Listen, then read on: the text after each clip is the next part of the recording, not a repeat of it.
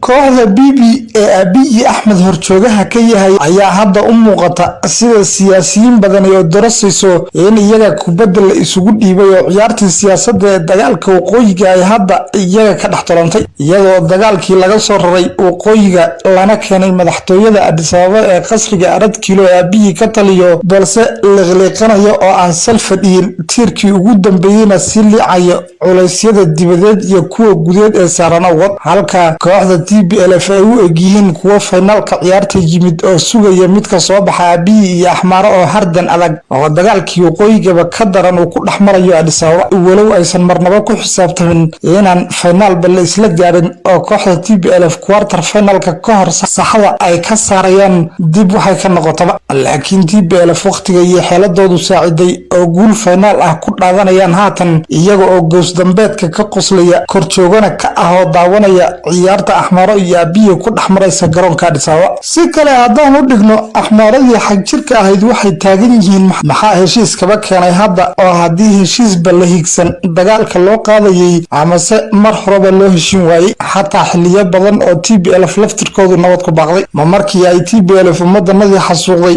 hubkii ciidamada dalka furteen isla markaana ciidamadii qaranka iyo kuwii qoomiyadaha maxaabiisteen ayaa heshiiska la qaaday waxay Axmarada xag jirkii soo dhigayaan su'aalo aad u culculus oo ilaa hadda wax uga jawaab la yihiin maskaxduna ku xanuuntay isweydiintooda dhinaca kalena hogaaminta BB-da Axmarada iyo mid Oromada ayaa madaxa iskula jira oo khilaaf culus oo heshiiska la sheegayo uu keenay ka dhax qarxay iyagoo Axmaradu ku eedeynayso maamulka Oromada inay dhibkan oo dhan iyagu u lahaayeen oo cidda ay TPLF xasuuqday deegaankoodii ka dhigtay galgelinta burbur iyo baaba iyo hoog iyo halaaga u geysatay ay Axmaro yihiin isagoo Abiyina isla deegaanka Axmarada marar kala duwan ku weeraray duqeymo dhanka cirka ah oo maati badan kaga leedeen Axmaro hanti badan kaga burburtay halka bay leeyihiin uusan deegaanka Oromada wax khasaare ah haba yaraatee naf iyo maalba ka soo gaadhin dagaalka waqooyiga waxaan hadda uun yaqiinsanay ay ku cataabayaan Axmaradu in Oromo Eritrea iyo Tigray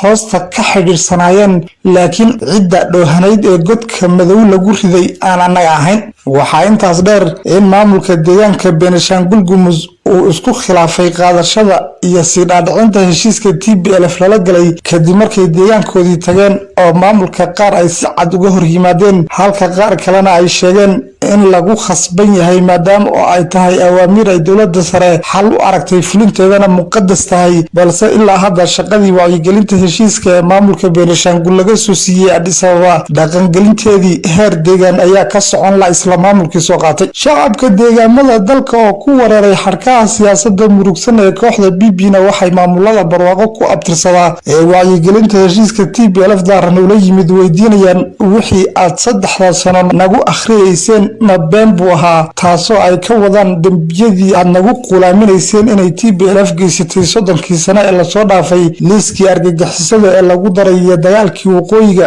ee lagu hobtay mabaraanka ayay ahaayeen su'aalahan ayaana weli jawaabtooda baadigoob loogu jira cid ka jawaabtana la yahay xataa maamulada deegaamadu aysan wax jawaab u haynin siyaasiyiinta xaalka Itoobiya taxliiliya ayaa iyaguna dhankooda kooxda BB ku tilmaamaya inay jihadu ka luntay oo meel ay u socdaan iyo meel ay ka socdaan ay iyaga BB ah laftoodu ku wareersan yihiin oo xataa qorshaha la siiyo waxa ka dambeeya aysan garanaynin ugu dambeynna xog hordhac ah ayaa tibaaxaysa in la sii deynayo dhammaan maxaabiista siyaasadda u xidhan ee jeelasha Abiy buux dhaafiyay taasoo lala xiriirinayo inay qayb ka tahay heshiiska Abiy la galay TPLF sii deynta maxaabiistan kadibna dowlad ku meel gaar ah oo loo dhan yahay la dhisi doono Abiyina ka huuleeli doono booska uu joogo oo Axmaro ku bood qalaali doono taasoo ah midda ay Axmaro hadda uu fahantay ee la cataabayso wadnahana farta ku hayso dagaaladan aad aragtaan maalmahan iyo beenta meelo cusub ayaan furanay ah ee dowladda Abiy